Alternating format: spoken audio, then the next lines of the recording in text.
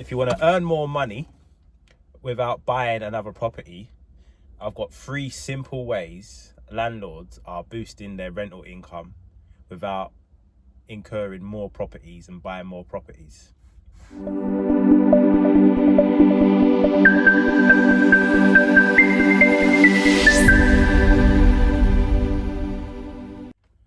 Craig Parker here, Parker's Property Sourcing. Just coming at you with another video. And today's video is going to be about 3 ways to boost rental income without buying more properties. As a property investor myself, I'm always trying to be, creative and look for different ways to, be fair to the tenants, because that's the first and foremost important thing, to make sure that we're looking after our tenants and being fair with them. But also, as a businessman and as an entrepreneur, you got to find ways to boost your income, So I've come up with three ways, 3 tips of what I do and what other landlords, property investors do to boost their rental income without actually buying more properties. So point number 1 is including bills in like an all-in-one package for the rent. So what I mean by that is, instead of just charging the rent to the tenant, you also include the gas, the electric, the water, all the utility bills. You can even do the internet, Wi-Fi if you want, just to make it more appealing to the tenant. With doing that, it enables you to charge a bit more rent. A lot of students that are moving into their first property, maybe if you're invested in a university area or predominantly student based area, a lot of them may not want to be paying the utility bills separate, or may not even pay the utility bills separate, and it might just be they've never paid bills in their life. So as a landlord, and as a smart, savvy landlord, a good way is to include all the bills. So when you're advertising your property or your properties, you can include all of the utility bills included in the rental price, which makes it a lot easier and appealing for students and professionals, I would say. But then it also enables you to charge a little bit more, because obviously you're doing a little bit more admin, so it's justified, if you know what I mean.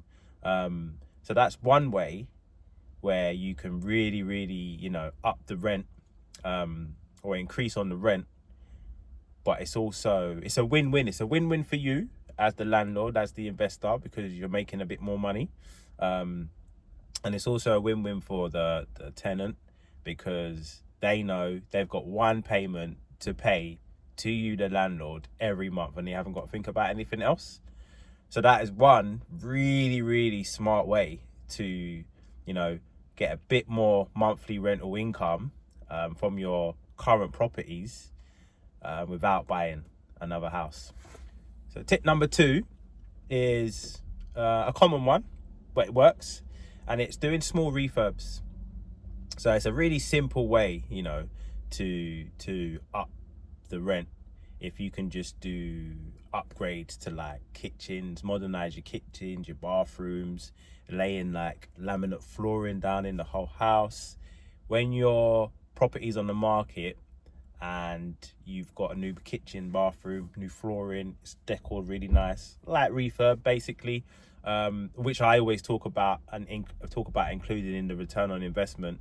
Like refurbs are very important, because you can charge the higher end of rent, because the properties look immaculate. I've been in situations before, I've spoke about it on this channel, where I've had a property and I haven't done nothing to it, and I've tried to rent it out, and the type of tenant that you get and the type of rent you achieve is nowhere near what you can get if I would have catered in a light refurb into that price. So that's something to think about. If you're listening to this video and you've got a property and the tenant's in there already, and you're thinking to yourself, I do need to do a refurb on this house. It's a conversation to have with the tenant. I've done it in the past where it's like, look, I'm thinking of, you know, sprucing up the house, putting down some new flooring, putting a new bathroom in, a new kitchen in, new tiles, whatever it may be. Would you be okay with this? They're gonna say yes, because it's something, it's their house that they're living in, it's fresh. And then say, with that though, we're gonna have to increase the rent to this amount just to cater for the, you know, the refurb, for example. So that's one way. But my way in this tip would be, when it's not tenanted, so it's either somebody's moved out or you've just bought the property, get those small little uplifts done to the property, because it just lets you get the higher end of your rent, and then, you know, which is better for you because you're getting a little bit more money, but you've catered it into your return on investment calculations. And tip number 3 to top it off with is offering the property fully furnished. Fantastic way. If you go on Rightmove right now and you look at properties in an area that are not furnished and fully furnished, the price is different, because obviously you're, again, making it easier. This is what it's all about. It's making it easier for your tenant. So again, if it's a professional that moves around a lot for work or whatever it may be, having a fully furnished property is so much more appealing than having to furnish it yourself. For me, in the past, when I used to rent, the first property that I actually ever rented was fully furnished. And then when I moved out and I moved to a property that wasn't furnished, it was an absolute headache.